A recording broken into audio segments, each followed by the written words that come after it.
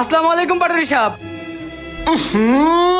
গন্ধ, দূরে যাও দূরে যাও। পাটুরি সাহেব, আজকে আমার ময়লার বিলটা দেওয়ার কথা, বিল লাগিয়ে দিবেন না? এই ফকিনের বাচ্চা, তুই আমার কাছে কে? তুই যাবি সিকিউরিটির কাছে। সিকিউরিটি তোর টাকা দিয়ে দিব, আমার কাছে ময়লার বিল কিসের?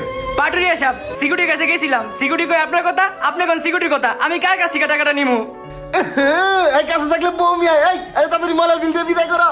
এলো তোমার টাকা, তোমার ময়লার গন্ধায় পাটুরিয়া সাহেবের কষ্ট হচ্ছে, তাড়াতাড়ি যাও তুমি। পাটুরি সাহেব, এটা কি দিলেন? এখন তো ময়লা নেওয়ার রেট বাড়ছে, আগে যে জায়গায় ময়লা ফেলাইতাম তারাও রেট বাড়ায় দিছে, এই জন্য প্রতি বাড়িতে বাড়িতে ময়লা নেওয়ার রেট বাড়ায় দিছি। দেখছো নি ফকিনের কারবার, 2 দিন পর পরই টাকা বাড়ায়। বাসার সিকিউরিটি টাকা বাড়ায়, বাসার কাজের লোক টাকা বাড়ায়, এদিকে দেখি ময়লা লাভ টাকা বাড়ায়। এই ফকিনি, আমি কি টাকার গাছ গাছি রে যে তোকে টাকা দিয়ে বেড়ামু? তোকে যত দিমু তত আর ভরবো না। যা আমার চোখের সামনে সর, গন্ধ ছড়াইছে। সর। ওই সরে এখান থেকে।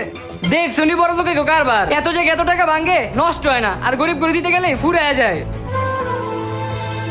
আসসালামু আলাইকুম পাটোয়ারি সাহেব, সামনের শুক্রবারে আমার ছোট ভাইয়ের মুসলমানের অনুষ্ঠান, আব্বাই কইছে এই কার্ডটা আপনার দিতে, আপনি একটু কষ্ট করে চলে আইসেন।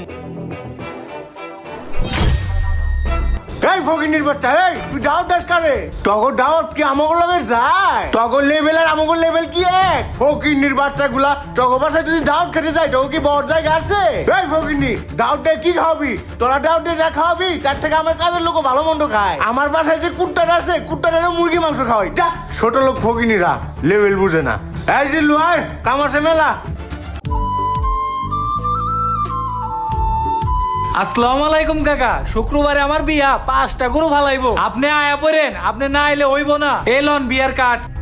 আরে ভাইয়ের কোয়েন না, ওই যে ফকিন্নি রিক্সা চালক করিমের পোলা সুজন শুক্রবারে দাওয়াত দিছে, অগর রিক্সাটা যা আমগো পাটুরিয়া সাহেবের লগে যায়। ফকিনির বাচ্চাগুলা লেভেল বুঝে না। তুমি কত সুন্দর 5টা গরু ফলায় বিয়া করবা, এইরকম দাওয়াত না ভালো লাগে। ঠিক আছে, চিন্তা করে আমি আয় পড়মুনি। আই জিল্লু ফার্মে চল। ওই আয়, দাওয়াত খেতে দামি গাড়ি নিয়ে আইছি, মাইসে বড় ভাববো। ভাই খাইছেন না আপনারা? কাকা খাওয়া দাওয়া কেমন হইলো? আরে ভাইস্তা খুব ভালো হইছে। তা কেমন খাইলেন? আরে ভাইস্তা যে খাওয়া দাওয়া হইছে না, খাসি রেজলাটা অস্থির হইছে, পেটটা একদম ভরে গেছে। তা বাজান তুমি এনে কে? কাজে আইছে, সবাই তোমার খুঁজতেছে। যাও যাও ভিতরে যাও। আই জিল্লু চল। ঠিক আছে কাকা। আজকে খাওন দাদা হইছে না, খারাপ তুইও ঠান্ডা খা। এ রে বেশি ভরে গেছে গা, তাও খা। পাটুরিয়া সাহেব, যদি কিছু মনে না করতেন একটা কথা বলতাম। কথা কবি? কি কথা কবি ক?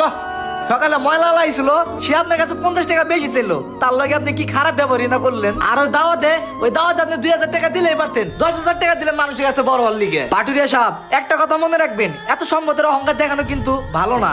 কি রে জিল্লু, তোরে আমার লগে রাহি, আমার নুন খাস, আর আমার নুন খাই আমার লগে নেমু খারামি।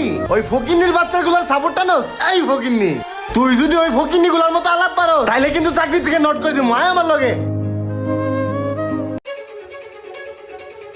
পাটুরিয়া সাহেব, পাটুরিয়া সাহেব। এই অসময়ে ডাকে কে? কে কে ডাকে আমারে?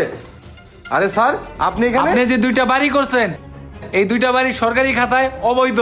কি বলেন স্যার? অবৈধ মানে? আমি নিজের টাকায় কিনছি, জমি রেজিস্ট্রি করছি, সবকিছু অথেন্টিক, আমার কাছে দলিলপত্র আছে। আপনার বাড়ির দলিলপত্র যা আছে সবই হচ্ছে ভুয়া। আপনার 1 সপ্তাহ সময় দেওয়া হলো, এই 1 সপ্তাহের মধ্যে 2টা বাড়ি ভেঙে দেওয়া হবে, এখানে সরকারি প্রকল্প হবে, এই নেন আইনি নোটিশ। হায় হায়, এটা দেখি সরকার থেকে নোটিশ আইছে, এখন আমি কি করি?